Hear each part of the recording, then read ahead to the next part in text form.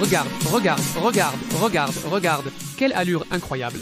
Un pudding aux pommes ultra facile, ultra rapide à faire et qui est délicieux.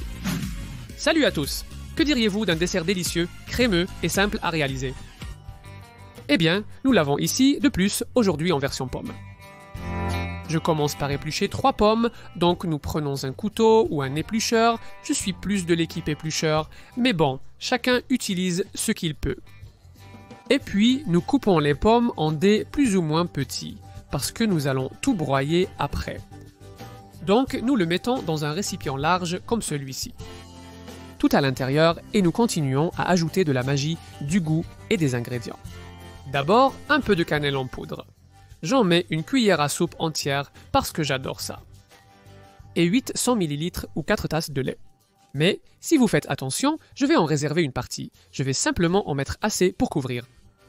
Ensuite, je mets 6 œufs et... Maintenant, je vais ajouter l'édulcorant. J'utilise du sucre, mais vous pouvez choisir celui que vous préférez. 130 g ou 3/5 de tasse, dans mon cas. Et maintenant à broyer, c'est dit, sans plus d'histoire, en le préparant avec soin pour obtenir une texture uniforme totale. Une fois que tout est liquide, c'est à ce moment que vous ajoutez le reste du lait. Pour finir avec ces 800 ml ou 4 tasses dont je te parlais au début. Si vous le faites avec le mixeur allumé, il se mélange en un instant et vous obtiendrez un liquide lisse, uniforme et parfait pour le moule que je vous recommande, bien que ce soit facultatif, de graisser avec du caramel liquide. Dans mon cas, c'est un moule de 20 par 20 cm, mais vous pouvez utiliser celui qui vous convient le mieux. Si vous mettez du caramel, n'oubliez pas de peindre aussi les côtés. Et puis placez un ustensile au fond pour que le filet de crème ne frappe pas directement le fond. Et ainsi, votre petit caramel est maintenu. Renversez tout le contenu à l'intérieur et voilà, c'est prêt. Nous avons fini de travailler. Maintenant que le four travaille pour nous, nous le portons à 170 degrés pendant 1 heure. Si vous voulez en Fahrenheit, ce serait environ 340.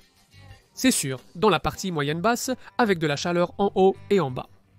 On peut aussi le faire au bain-marie, mais la surface est plus savoureuse et croustillante, avec cette teinte dorée. Si vous le préparez au four, une fois tiède, vous le mettez au réfrigérateur pendant au moins 2 heures, ou d'un jour à l'autre. Et vous aurez l'un des meilleurs desserts que vous ayez jamais goûté dans votre vie. Regarde, regarde, regarde, regarde, regarde, regarde, quel morceau de pinto! Un dessert fantastique, délicieux, crémeux, avec cette dorure sur le dessus et juteux, juteux. Regardez-le de l'intérieur comme la cuillère le divise presque seul avec son poids. Crémeux, délicieux, frais. Ils fondent dans la bouche. J'adore tous ces desserts si doux qui sont servis froids, j'espère que toi aussi. Jetez un œil à la recette encore une fois et ne manquez aucun détail pour qu'elle soit toujours à se lécher les doigts.